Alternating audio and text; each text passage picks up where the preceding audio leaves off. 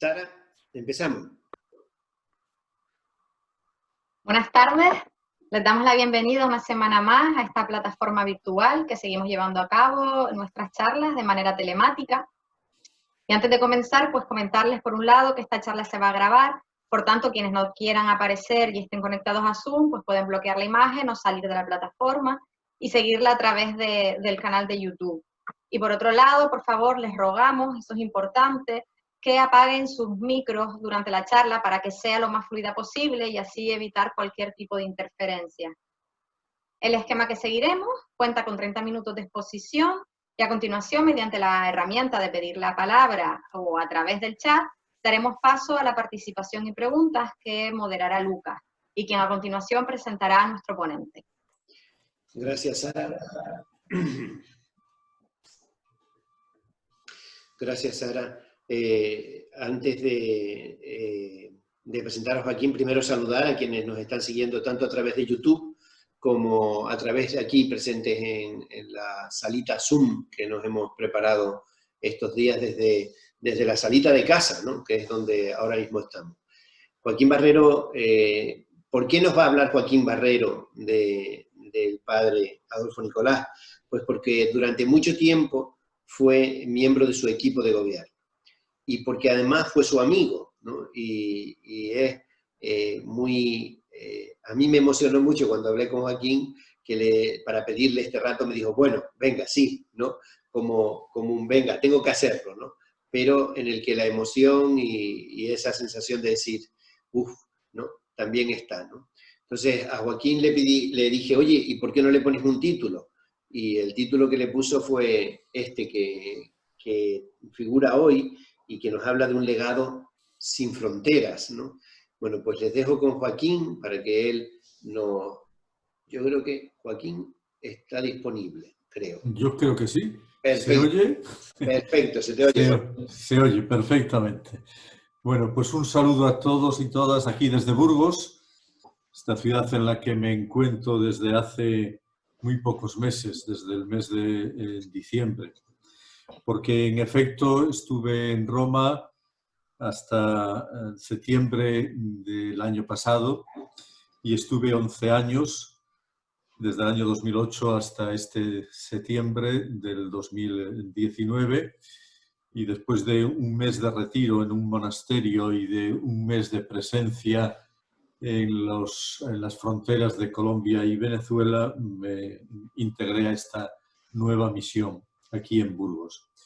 Sí, como ha dicho Lucas, yo he coincidido con Adolfo Nicolás, con el padre Adolfo Nicolás, pues todo el tiempo de su generalato. A él le eligieron general el 19 de enero del 2008 en la Congregación General 35 y en ese momento yo también fui nombrado consejero general y allí estuve con él entonces en Roma hasta que él se marchó una vez que presentó la renuncia en el año 2016, el 3 de octubre de 2016. ¿Y por qué este título? Pues porque varias veces le he escuchado a él el decir que para abarcar pues, todo lo que es la grandeza de la persona humana, del misterio humano, necesitaríamos sumar los acentos que nos vienen de los distintos continentes, de esos continentes de los cuales tenemos que ir lentamente anulando las fronteras.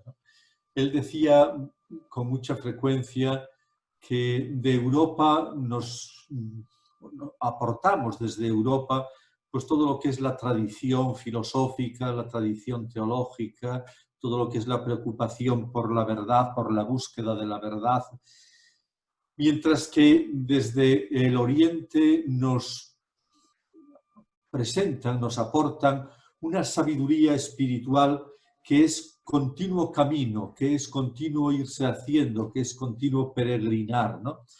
Y que esta preocupación por la verdad que creemos ya lograda desde aquí, desde Europa, y este camino que representa Oriente, se deberían de aunar, ¿no?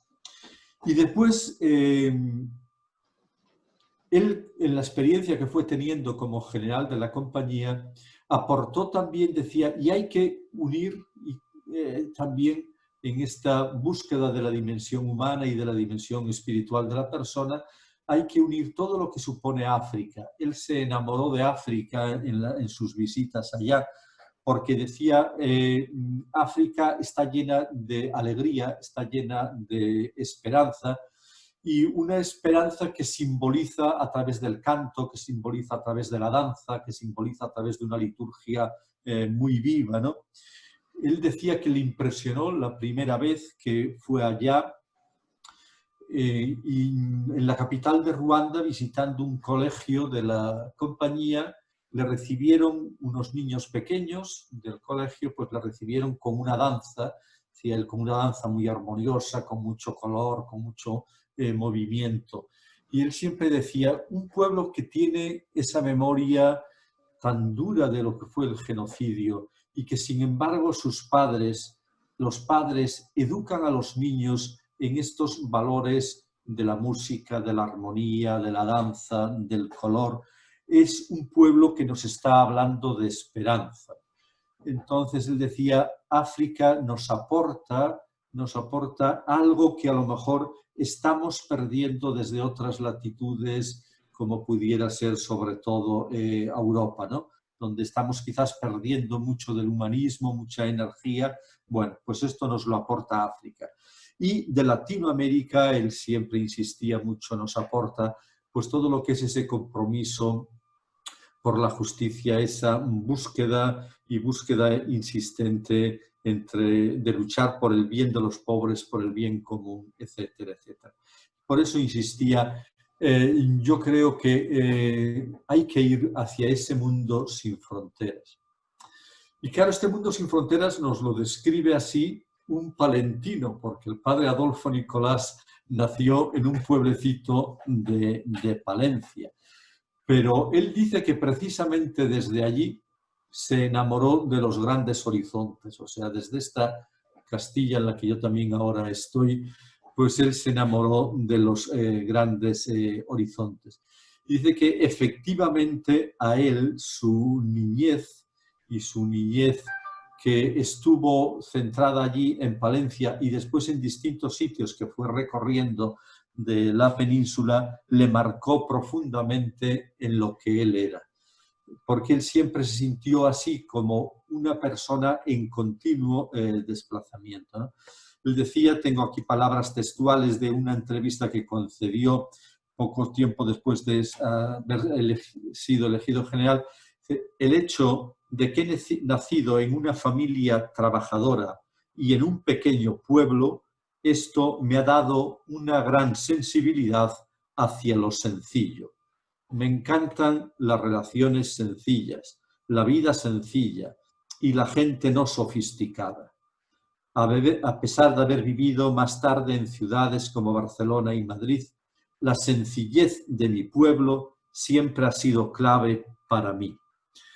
Y recuerdo como anécdota que yo le acompañé en el año 2010 a su pueblo que está muy cerquita de Palencia, a 10 kilómetros de Palencia, muy Villamuriel de Cerrato, porque en su pueblo inauguraban un pabellón de deportes al que habían puesto Adolfo Nicolás.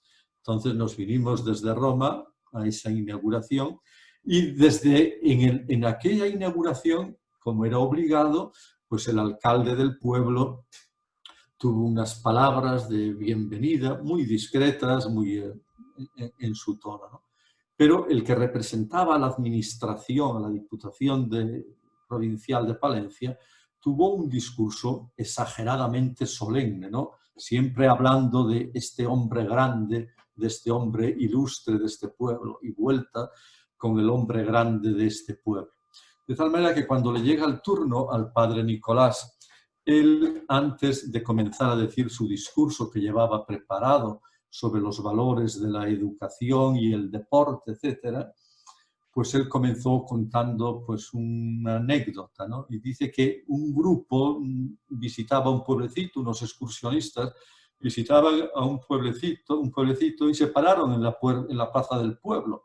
Y a un señor que estaba allí sentado en el banco, enfrente del ayuntamiento, le preguntaron, oiga, en este señor en este pueblo, por favor, han nacido hombres grandes, Y que aquel señor con mucha sabiduría le respondió, pues mire, ya tengo muchos años, que yo sepa no, en este pueblo todos los que han nacido son pequeños. Bueno, pues él quiso contar aquella anécdota de que todos los que han nacido aquí son pequeños, bueno, pues para remarcar que él era una persona sencilla, una persona, bueno, pues que le gustaba profundamente la sencillez, ¿no? Se vivió a sí mismo sin fronteras, Por eso él decía que se encontraba muy a gusto allá donde tenía que vivir. Cuando le preguntaban, ¿y usted está contento en Roma? Pues sí, yo siempre estoy contento allí donde tengo que vivir, ¿no? Cuando también le preguntaban, ¿y usted es más europeo que asiático o asiático europeo? Él, cuando le preguntaban esto, decía, parecía de mi tierra, de Galicia, pues decía, ni lo uno ni lo otro. No soy ni asiático ni soy europeo. Dice, en Asia estoy convencido que no soy un asiático, pero en Europa soy consciente de que tampoco soy europeo. Esto no es solo porque me haya movido y vivido mucho tiempo en otro lugar o porque no haya seguido de cerca las cosas que iban pasando en España y en Europa, sino especialmente porque siento que he cambiado, esto es muy importante, he cambiado en mi manera de sentir y de percibir el mundo. Me considero una persona en proceso. Entonces, ¿quién soy? Soy alguien que se va rehaciendo constantemente y que va aprendiendo, añadía él, de los lugares en los que tiene que vivir. Este es un poco su modo de ser. Yo, después de estar 11 años en Roma, y lo digo en el buen sentido, he dejado de mitificar a los padres generales, ¿no? Porque son personas generalmente normales y corrientes, ¿no? He dejado de mitificar a los padres generales. Pero yo, sin caer en una mitificación del padre Adolfo Nicolás, sí que creo que se le podrían aplicar algo que él dijo en la Universidad de Deusto, en un discurso que tuvo allí en el año 2011, al referirse a las actitudes habituales de los grandes maestros a lo largo de la historia, ¿no? Y él decía cómo esas actitudes han de ser humildad y constancia, aliento a los grandes deseos e ideales, cercanía a los discípulos, descubrimiento de lo mejor de cada persona para que ningún talento se malogre y la enseñanza con el propio comportamiento y con sus propias actitudes. Yo creo que esto es lo que nos ha ido enseñando cada vez que se encontraba en los distintos viajes con laicos, con jesuitas, lo que nos intentó transmitir también ahí cuando estuvo en Las Palmas en un ya lejano 7 de noviembre del 2011. Enviados a las fronteras, decía él mucho, ¿no? Y decía, enviados a las fronteras con horizonte y con profetismo. El padre Nicolás, el padre Adolfo Nicolás, recogió, y lo recogió con coraje, la antorcha que el Papa Benedicto XVI, el 21 de febrero del 2008, cuando habló a los congregados, en la Congregación General 35, Benedicto XVI dijo, no son los mares o las grandes distancias los obstáculos que desafían hoy a los que anuncian el Evangelio, sino las fronteras, que debido a una visión errónea y superficial de Dios y del hombre, acaban alzándose entre la fe y el saber humano, la fe y la ciencia moderna, la fe y el compromiso por la justicia. Digo que Adolfo Nicolás recoge muy bien esta antorcha y comenzó a hablar en todas las ocasiones de las fronteras como lugar privilegiado del encuentro con Dios, con un Dios que es siempre mayor, ¿no? Son grandes estas fronteras, son las atalayas que abren la compañía de Jesús a los grandes horizontes desde donde se descubre pues mucho mejor la realidad. Pero también decía, atención, frontera es una palabra que con gusto decimos, que nos comenzó a sonar enseguida muy bien, pero que no es fácil de digerir, que no es fácil tampoco de asumir en toda su fuerza, ¿no? Es muy bonito decir enviados a las fronteras, pero después digerir esto cuesta mucho, porque las fronteras son siempre lugares difíciles, son siempre lugares desprotegidos a la intemperie, sin caminos trazados, ¿no? Donde se corren muchos riesgos de todo tipo, ¿no? Y donde estás abierto a muchos malentendidos, ¿no? Y por eso él insistía como para ir a las fronteras es necesario prepararse mucho, ¿no? Y que hay fronteras humanas y hay fronteras de profundidad, que son esas fronteras con las que tenemos que asumir pues todas las dimensiones de nuestro trabajo, ya sea en la educación, ya sea en el servicio social, en la ciencia, en la familia, en la pastoral, etcétera, etcétera, ¿no? En un tiempo de superficialidad, él habló con mucha frecuencia de la superficialidad y de la globalización, de la superficialidad en que Google nos lo soluciona casi todo, pues en un tiempo de superficialidad una gran frontera es ir desde la profundidad en nuestro trabajo. Y ya desde aquel momento, como las fronteras tienen distintos contextos, según se hable de frontera en una parte u otra del mundo, él pidió a las distintas zonas de la compañía, lo que llamamos las distintas conferencias, pidió el que cada conferencia hiciera un discernimiento sobre sus propias fronteras. Y ahí aparecieron en toda la Universal Compañía pues fronteras muy urgentes y muy significativas, y donde la compañía pues ha querido con sus fragilidades seguir empeñándose. Bueno, pues la frontera de la evangelización de los alejados en esta sociedad secular, la frontera de toda la realidad migratoria, todo el movimiento forzado de los pueblos, la ecología, el diálogo con otras religiones, los pobres, la paz y la reconciliación, los jóvenes, el trabajo intelectual, fronteras a las cuales dijo hay que ir, añadía otra palabra a fronteras, hay que ir siempre con un horizonte claro.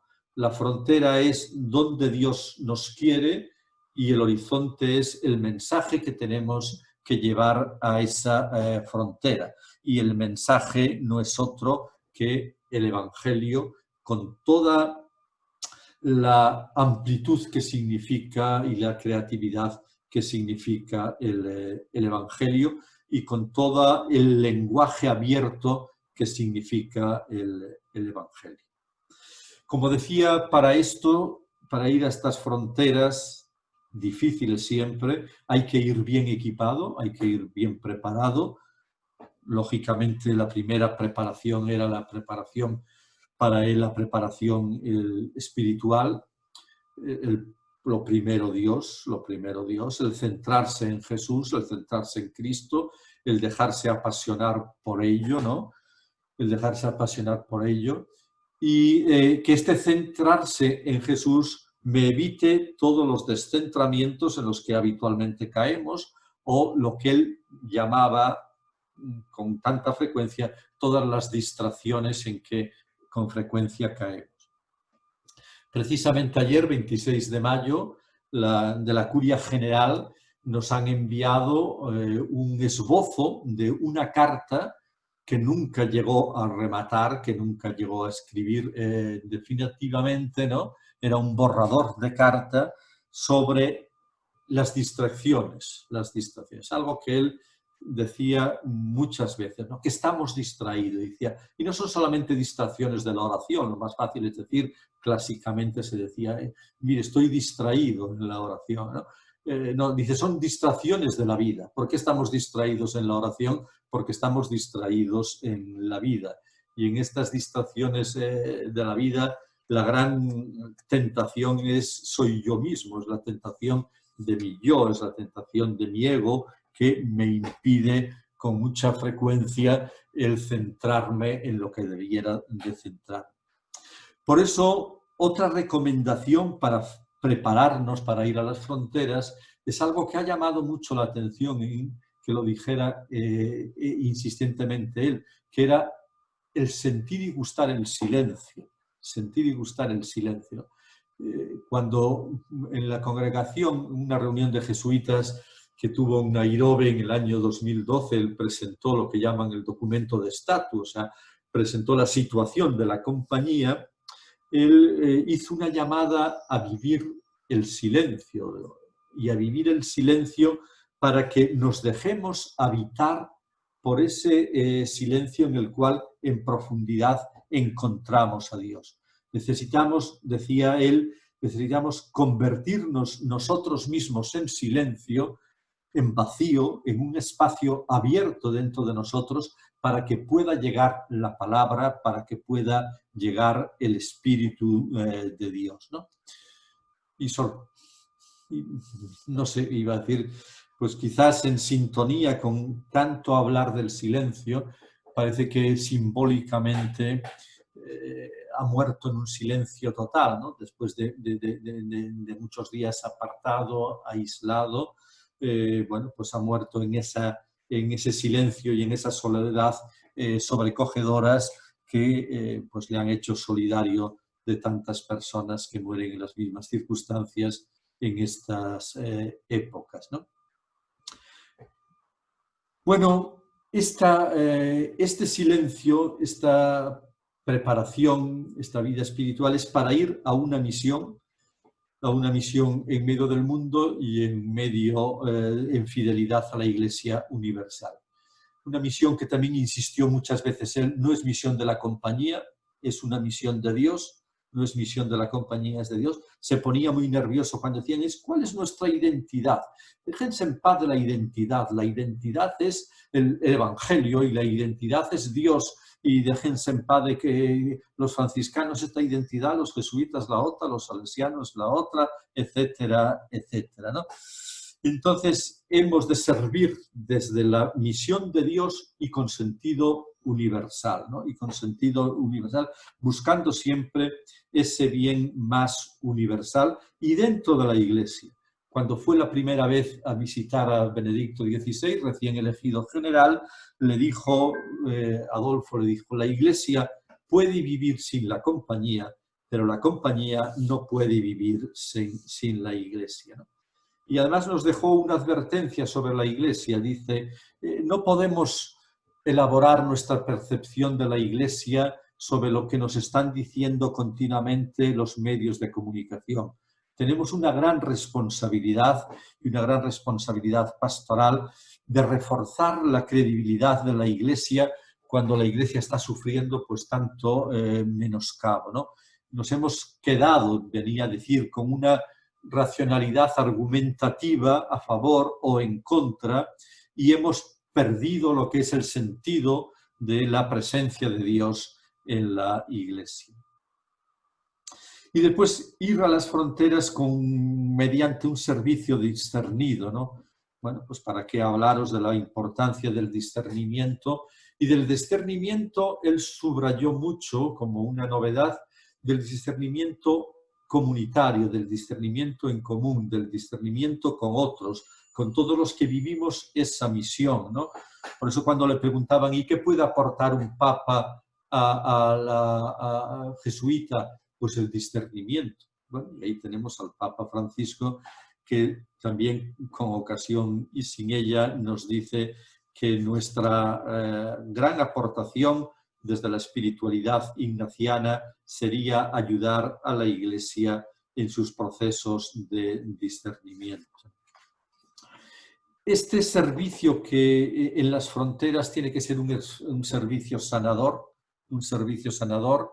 y para eso él se sentía muy llamado a los pobres, a la ecología, a la reconciliación, muy llamado, ¿no? Yo le escuché reflexiones que me impactaron a veces por la verdad con que las decía y encerraba, ¿no? Decía, estamos pues muy ocupados con aquellos que nos conocen, ¿no? Con aquellos que nos rodean, que son aquellos que nos conocen, ¿no? Y ellos son los que nos piden que les acompañemos. Dice, los pobres no piden, los pobres no piden. Los pobres son silenciosos y por eso es fácil olvidarles a estos pobres a la hora de elaborar nuestros proyectos apostólicos, porque no nos piden nada, porque son silenciosos. Y entonces a veces le dolía, ¿no?, constatar cómo nuestros proyectos apostólicos, que fruto de las nuevas estructuras son a veces cada vez pues, más amplios, pues se olvida un poco el mundo de los pobres, o al constatar la disminución de nuestras comunidades en medio de los pobres, ¿no? Y él varias veces ha dicho, ¿dónde están pues, los jesuitas? Pero digamos, jesuitas y colaboradores que quieren de verdad compartir la vida con los pobres, ¿no? Y también me llegó mucho me llegó muy dentro lo que varias veces le escuché decir, que una de las cosas que podemos aprender de los pobres es a fracasar, el fracaso. Él también habló muchas veces del fracaso. Era un tema muy querido para el padre Adolfo, ¿no? Y en palabras textuales suyas decía, porque creo que uno de los peligros o tentaciones del mundo moderno es apreciar el éxito por encima de todo. Por el éxito perdemos humanismo, perdemos espiritualidad, perdemos capacidad de comprensión. Y de hecho, más del 90% de la humanidad experimentamos el fracaso. Fracaso en la comunicación con los hijos, fracaso en el matrimonio, fracaso con las amistades, fracaso en el trabajo. ¿Y qué hacemos? Lo ocultamos. Esto lo ocultamos. Por eso incluso hablando a alguna comunidad, yo le tengo escuchado decir que mira, igual que se celebran tantos jubileos y siempre estamos celebrando los 50, debíamos de establecer una vez al año, celebrar al menos el día del fracaso, celebrar el día del fracaso y celebrar en ese día pues todos los que en ese año han trabajado, han entregado su vida y su servicio pues para el bien de la comunidad, en silencio, sin que nadie lo note, de una manera humilde, de una manera sencilla, sin que nadie te publique un libro, sin que salgas en las noticias, sin que nadie te haga un homenaje, ni te pongan ninguna medalla, ni te dediquen ningún pabellón de deportes, ¿no? Celebrar el día de los que viven desde la sencillez. No me extiendo porque me pasa mucho el tiempo en todo lo que significó también para él, todo el trabajo por la reconciliación en este mundo de una agresividad tremenda, cuando urgía a la compañía a hacer planes apostólicos y veía que esos planes apostólicos, estoy pensando en lo que urgía a la Europa del Este, pues no podían salir adelante, pues por todas las heridas que había de un pasado conflictivo entre los diversos países, todo lo que trabajó e intentó impulsar a través de cartas como Sanar un mundo herido sobre la ecología, etcétera, etcétera, ¿no? Y todo lo que trabajó también mirando al futuro y todo lo que intentó desarrollar, pues todo el mundo de la educación. Él cada vez que entraba en un colegio procuraba indicar valores de la pedagogía ignaciana y sobre todo subrayar que donde hay educación hay posibilidades y donde no hay educación queda la gente, queda el pueblo a merced de la manipulación política, ideológica, etcétera, ¿no? Y esto él lo citaba muchas veces, sobre todo refiriéndose a África. Vosotros que tenéis conexiones con ello, si la salvación de África es precisamente, va en línea de educación, porque es la educación la que pone a África en situación de poder entender lo que vale y lo que no vale, y también da capacidad imaginativa para que evitar que la solución sea siempre una solución violenta. Bueno, ahí es en donde nos contaba él una y mil veces aquellos ejemplos de la jirafa, de que todo es capilla, etcétera, etcétera, que la habremos escuchado o leído. Y todo esto, y con esto termino, con la creatividad a la que siempre él nos llamó, en un tipo de lenguaje que sea capaz de abrirse a todas las sensibilidades de hoy, con un lenguaje que sepa aprovechar todos los medios técnicos de hoy. Precisamente cuando visitó ahí el 7 de noviembre del 2011 ECA, él alabó la profesionalidad, la creatividad y el hecho de haber puesto todos los medios técnicos más avanzados y las nuevas tecnologías al servicio de las personas, pues con creatividad y, como decía antes, con profundidad. De ahí que, bueno, pues para él también fuera muy importante la investigación, el trabajo intelectual, etcétera, etcétera. Bueno, yo en síntesis aquí había puesto qué es como legado lo que para mí me queda hoy muy dentro. Pues mirad, para mí me queda muy dentro ese recuperar el espíritu del silencio, ¿no? Que disponga nuestros corazones a dejarse habitar por Dios y su palabra. El profundizar en que nuestra misión es misión de Dios y es una misión de todos, de comunidad, que nos pide una gratuidad muy grande. El perfeccionar el discernimiento para que sea un servicio de verdad profundo. El cuidar nuestra formación y cuidar lo que también él tanto impulsó, la formación para el liderazgo, y el cuidar que instituciones como, bueno, pues la institución ECA, colegios, etcétera, etcétera, pues sean verdaderamente un instrumento profético, que tengan una palabra que adelante el futuro, y después cuidar todo lo que sea el trabajo en colaboración y en una colaboración de verdad compartida, en donde a través del diálogo nos respetemos unos a otros y vayamos buscando esa voluntad de Dios que siempre decía él, nunca la tenemos. Nos acercamos un poco a ella, pero la voluntad de Dios es la voluntad de ese Dios que es siempre mayor y se nos escapa siempre de las manos. Bueno, pues por aquí iría mi intervención, más o menos de 30 minutos, y como me decíais, pues ahora abierto al diálogo o a los comentarios que queráis vosotros mismos hacer y que yo os pueda, si puedo, pues decir o añadir algún dato más.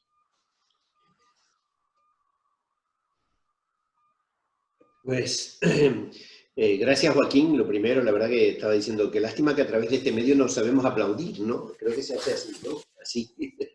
Pero eso, lo primero es gracias, Joaquín, de verdad, por el ratito. Yo la verdad he estado disfrutando, ¿no?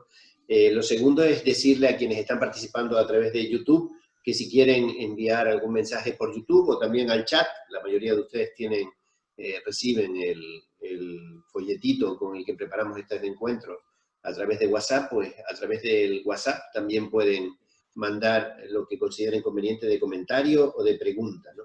Mientras alguien se va animando, yo había leído un comentario que me hizo un amigo a partir de los titulares de la prensa europea cuando dio la noticia del fallecimiento del padre Adolfo Nicolás. Para el país fue, cito entre comillas, el Papa Negro que reconcilió a los jesuitas con el Vaticano. Para el Corriere della Sera fue un hombre, entre comillas también, fue un hombre libre, libertad que le viene de la vida en el espíritu. Y para Le Monde, Nicolás, entre comillas, había elegido acabar su vida donde había vivido su misión, en Japón. No sé qué te dicen estos titulares, Joaquín. ¿Qué me dicen? Bueno, lo primero se me ocurre un comentario jocoso, Barzelletta, que dicen en Italia, ¿no? Barzelletta, que contaba mucho Adolfo Nicolás, dice que la primera vez que fue a África, se le acercó un señor y le dijo, oiga, padre, me he llevado una decepción muy grande, porque nos han dicho que venía el Papa Negro y resulta que usted ni es papa ni es negro, ni es negro. Entonces este buen señor dice que se llevó una decepción muy grande, ¿no? Bueno, sobre ese primer titular, que comprendo que lo ponga El País, bueno, pues yo lo que diría es que realmente sí, desde el primer momento las relaciones de Adolfo Nicolás con el Papa Benedicto fueron muy buenas, ¿no? Y siempre, a pesar, bueno, pues de que eran muy distintos como manera de ser, siempre venía muy satisfecho de los encuentros con él y de los comentarios que le hacía el Papa Benedicto, ¿no? El Papa Benedicto precisamente le insistía muchísimo en la formación en profundidad, en que ayudásemos a la Iglesia a vivir en profundidad, ¿no? Entonces yo creo que él realmente tuvo una relación muy buena. Y después hacía una cosa, que recuperó una cosa que él insistía mucho. Dice, mirad, también nos la recomendaba a los provinciales y a los otros, los consejeros, cuando visitábamos alguna zona, que visitáramos a los obispos, que visitáramos, que mantuviéramos, recuerdas Lucas, que ahí fuimos también a visitar al señor obispo. Bueno, él decía que se arregla mucho, las cosas se arreglan con la presencia, con la cercanía. Entonces, él lo que hacía era visitar siempre todas las distintas congregaciones del Vaticano, la Congregación de Educación, la Congregación de la Fe, la Congregación de Vida Religiosa de las Iglesias Orientales, etc. Todos los años iba visitando porque decía muchos problemas vienen de la falta de conocimiento mutuo, ¿no? Y entonces el conocimiento nos ayuda y crear buenas relaciones, ¿no? Ese era un titular. Después, que fue una persona profundamente libre,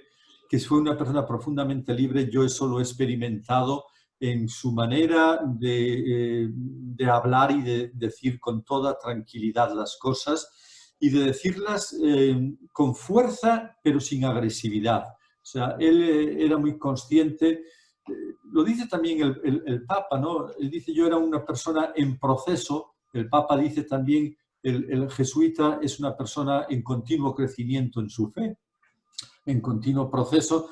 Pues yo creo que por eso hubo una sintonía también grande con el Papa Francisco ahora, porque los dos son muy libres, han aprendido de la espiritualidad ignaciana, es estar continuamente en búsqueda de, ¿no?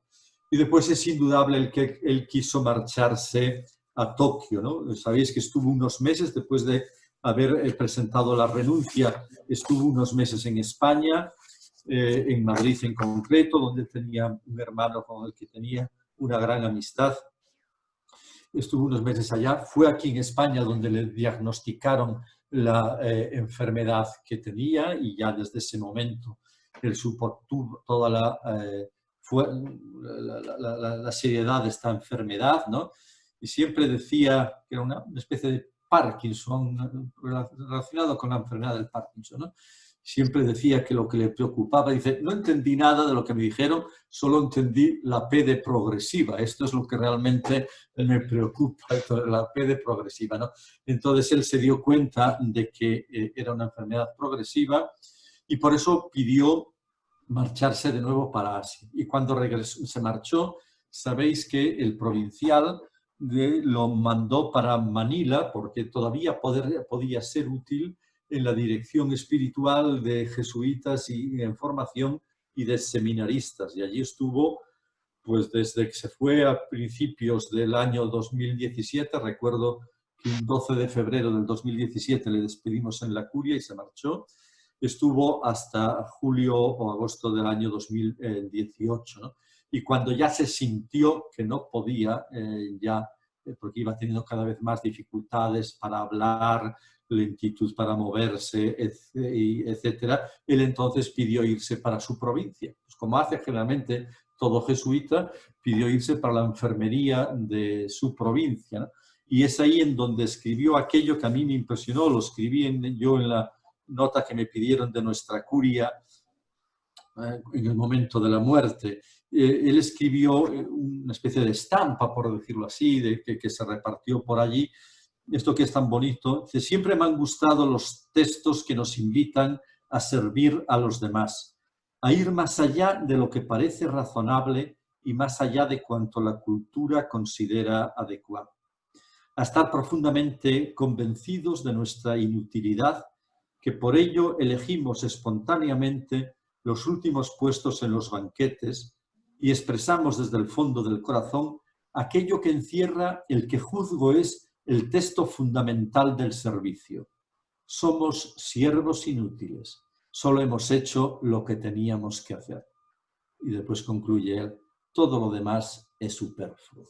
Bueno, pues con esta despedida él se marchó de Manila y se marchó ya para la enfermería. Yo no sé si habéis visto las fotos, las pocas fotos que llegaron cuando en noviembre de 2019, claro está, el Papa visitó Japón y se encontró, fue a visitar a los enfermos y muy especialmente a visitar a Adolfo Nicolás en una foto realmente conmovedora, porque se ve a un Adolfo Nicolás ya con el rostro inexpresivo, pero como queriendo decirle mucho, pero bueno, el Papa también muy emocionado lo bendijo, porque tenía muy buena relación, yo soy testigo de ello. Julián Delgado, por favor, creo que querías intervenir. Sí, Joaquín, agradecerte lo que has transmitido, la sencillez, la claridad y la profundidad, ¿no? Y yo quería ver dos puntos, si podías compartir un poquito lo que él pensaba, ¿no? Y uno es un poco el tema de las vocaciones, el que descendía un poco el número de vocaciones, y también relacionado con esto el papel del laico, ¿no? Cómo vivió él esa colaboración, pues, con los laicos dentro de la compañía. Gracias. Sí, esto lo hubiera desarrollado sobre todo esta última parte del laico más, pero por falta de tiempo. El tema de la vocación y de las vocaciones indudablemente lo vivía con preocupación, pero a mí una de las cosas que me sorprendían de Adolfo es que las cosas que le preocupaban nunca, ni de palabra ni de actitud, manifestaba esa preocupación. Tenía una serenidad muy grande, ¿no? Aquello de San Ignacio, dice, bueno, y si resulta que le van a suprimir la compañía, usted dice, bueno, pues me iría delante del Señor y yo creo que en un cuarto de hora me tranquilizaría. Bueno, pues él vivía con mucha tranquilidad estas cosas, ¿no? Él hablaba mucho del cambio demográfico de la compañía, esto nos lo insistía muchísimo, el cambio demográfico, y cómo la compañía tiene que prepararse para ese cambio demográfico, que significa, casi dicho así, pues un cambio de color también, ¿no? Un cambio de color de la compañía, ¿no? Entonces, bueno, él vivió con mucha esperanza todo el renacer que en algunas partes de Asia se iba teniendo de las vocaciones y que se iba teniendo en África, y decía, bueno, nos tenemos como compañía, tenemos que ir preparándonos para esto, porque no es un cambio de color, es un cambio pues muy profundo a nivel de espiritualidad, a nivel de teología, etcétera, etcétera. Yo creo que como un signo de ese cambio demográfico que él aceptaba y que incluso favorecía, fue que por primera vez en la historia de la compañía, lo que se llama la congregación de procuradores, una congregación que se tiene en medio de las congregaciones generales, por primera vez la llevó de Europa, siempre eran en Europa, fundamentalmente en Roma o en Loyola, por primera vez se celebró en Nairobi, por primera vez se celebró en África, ¿no? Era un signo de cómo él vivía la esperanza por ahí, ¿no? Por esos lugares, ¿no? Y después lo del laicado, pero yo digo, lo del laicado lo decía con absoluto convencimiento. Decía con absoluto convencimiento que sería una soberbia por parte de la compañía el creer que la misión la podía realizar solamente la compañía, y que teníamos que estar muy profundamente convencidos que la misión la realizamos entre todos, ¿no? Tan convencido estaba de eso que él incluso fraguó y se puso en marcha, aunque la verdad es que no con buen resultado, un secretariado de la colaboración en Roma, ¿no? El secretariado de la colaboración en Roma, que después, como es un tema que es tan distinto según los contextos, es tan distinto, era muy difícil desde Roma, diríamos, dar una unidad a eso que significa la colaboración, y se vio que es preferible que la colaboración se desarrolle más desde los contextos, porque es muy distinto hablar de la colaboración en África, en donde hay todavía una mentalidad muy clerical, que hablar de colaboración en Europa, en donde, bueno, pues estamos en otros ámbitos, pero una absoluta convicción de que la colaboración es una misión de todos. Después era exigente también con los colaboradores, ¿no? Era exigente en el sentido de decir, esa colaboración supone una vivencia espiritual porque supone una vocación, o al menos supone un humanismo, porque él estaba muy acostumbrado a colaborar con laicos que no eran católicos, pero supone una espiritualidad y un humanismo, y después supone una generosidad y una gratuidad muy grande.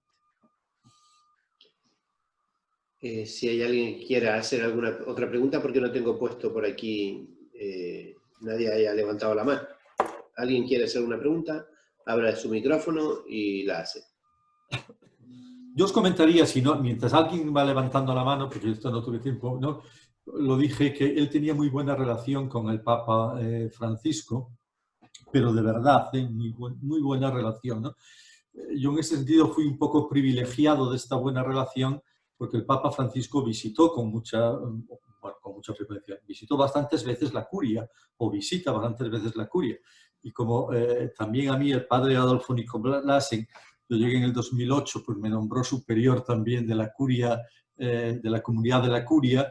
Entonces siempre que iba el Papa tenía que estar con el Padre General para recibir al Papa. Y el Papa, ya aprendimos que siempre llega mucho antes de lo anunciado. Si te dice que a la 1 tienes que estar preparado ya a las 12:30, porque en cualquier momento te avisan del Vaticano, sale ya. Y claro, cuando te dicen sale ya, son 5 minutos lo que le lleva a llegar, ¿no? Allá. Entonces teníamos que estar haciendo tiempo. Mientras llegaba la comunidad a la 1, que era la hora prescrita, ¿sabes? Entonces teníamos que estar en una salita, el Padre General, un servidor acompañando al Papa, ¿no? Y allí he visto la familiaridad y el buen trato que tenían uno y otro, porque creo que sintonizaban mucho en esta libertad, en esta sencillez, en no irle los protocolos, no irles, bueno, pues con el Papa Francisco estás como en casa, y Adolfo Nicolás también tenía manía a todo lo que fueran los protocolos y esas cosas, ¿no? Pero después sintonías en muchos temas, muchos temas eclesiales, en muchos temas de la búsqueda, yo creo, y en muchos temas sobre los pobres. Allí, en esos encuentros, fue cuando un día el general le dijo al Papa, dice, mira, aquí tenemos unos locales que a lo mejor te podríamos ofrecer para alguna cosa relacionada con los pobres, los sin techo, y allí, y esto era impensable, que en la curia general pues hubiera locales cedidos a los sin techo, pues desde el año, me parece que es 2013, allí tenemos un dormitorio para 33 personas sin techo de Roma, y nació en una conversación de este tipo, coloquial allí. Bueno, la verdad es que Adolfo y yo lo habíamos preparado para presentárselo al Papa, pero era un síntoma de esa sintonía que había muy grande entre los dos. Y yo sé que el Papa, pues, porque tengo incluso aquí sé que el Papa pues recibió con gran pena, aunque también lo esperaba, pues la noticia del fallecimiento, y estuvo avisado ya el Papa de los momentos, ya desde la gravedad estuvo ya avisado de ellos. Y bueno, pues yo sí, no hay nadie, sí que quiero compartir también lo que fue la experiencia de la visita has hecho mucha referencia a la visita a Canarias. Que era la primera vez, me parece, que iba un general a Canarias, ¿no? A Canarias no. A ECA, sí. Estuvo en el colegio, que está por aquí Noelia también, que yo creo que, Noelia, tú estuviste cuando la visita de Adolfo, ¿verdad? Exacto, si hace así con la cabeza porque el micrófono... Bueno, pues yo recuerdo... Sí, vino una tarde. Una tarde, sí. Tuvimos el privilegio fue una charla con todo el claustro, y la verdad que fue un privilegio de escucharlo, ¿no?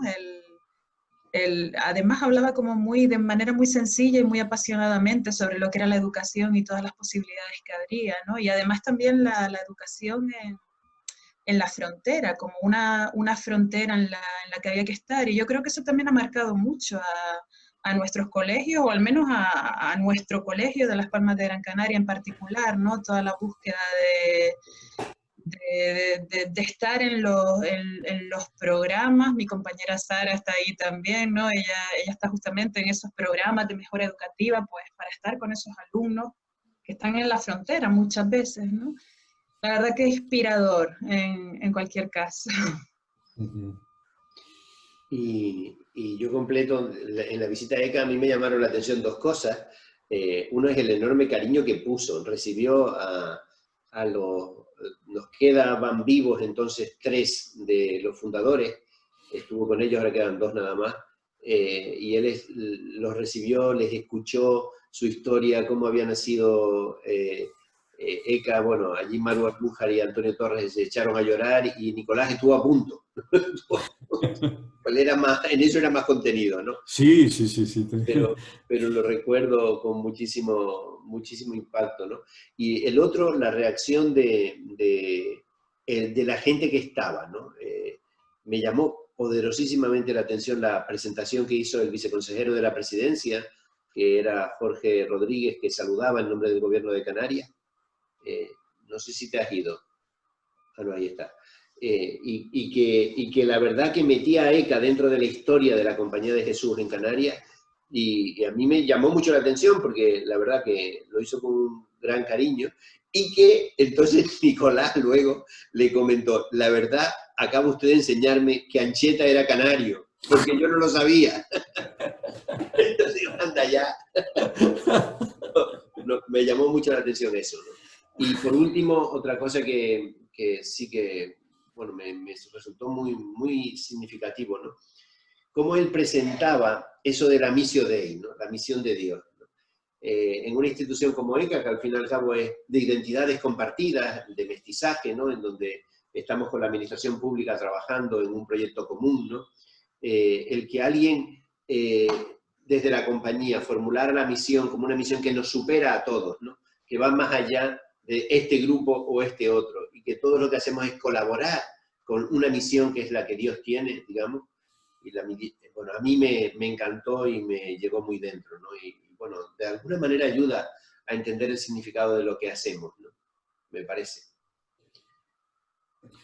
Yo lo que siempre recuerdo también, decía que yo he desmitificado un poco los generales, porque bueno, viviendo allí tanto tiempo, pero en el buen sentido, ¿no? Porque antes para mí los generales eran personas perfectas, etcétera, etcétera.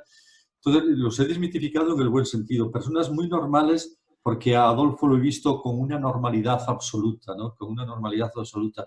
Ir por la curia paseando, hablando con uno, con otro, se paraba, te contaba un chiste, te lo encontrabas en la lavadora recogiendo la ropa, llevándola a esto, a tender la ropa. Y esto con una naturalidad que dices, bueno, pues realmente antes no tenía yo esta imagen, ¿no? Y te oxigenaba, ¿no? Los asistentes, una vez, los consejeros, hablábamos con él una vez a la semana, ¿no? Para presentar todos los temas de nuestra zona, etcétera. Y a mí, siempre que iba a salir, allí salías oxigenado, salías, a lo mejor llevabas temas complejos, incluso a veces me molestaba, con perdón, me molestaba un poco, pero estabas en medio de un tema serio y te contaba un chiste. Dije, oiga, espere, que estoy contando este tema que me está quitando el sueño, céntrese en esto, que estamos aquí ahora. Claro, no me salga usted ahora a la oriental, relájate, cuéntame este chiste. Salías oxigenado de las conversaciones con él porque siempre tenía anécdotas, algo que contarte y te tranquilizaba realmente. Yo creo que esto continúa hoy también en la curia, porque el padre Arturo Sosa es lo mismo, ¿no? Pero, bueno, no sé cómo era antes, Colbenbach era otro estilo, otra manera de ser, muy distinta, y yo lo que sí digo es que antes, que yo cuando comenzaba en la curia general, alguna vez cuando paseaba por allí decía, Dios mío, si hace unos años me dicen que tengo que estar yo aquí, me muero de miedo, ¿no? De estar en la curia general, y encima de superior me muero más todavía. Y después vi que era todo tan normal, tan natural, tan sencillo, tan de andar por casa, y eso se debió al cambio que nos supuso Adolfo Nicolás. Eso se debió a cómo nos enseñó a tratarnos entre nosotros y a tratarle a él, Adolfo Nicolás. Además, él siempre decía, yo soy general con vosotros, no soy general aislado. yo soy general con vosotros. Sin vosotros no podría ser general. Y te daba eso también un sentido de, bueno, pues de compartir la misión. Claro. Pues toca el momento de acabar por hoy ya, que ya se cumple la hora, ¿no?, de nuestro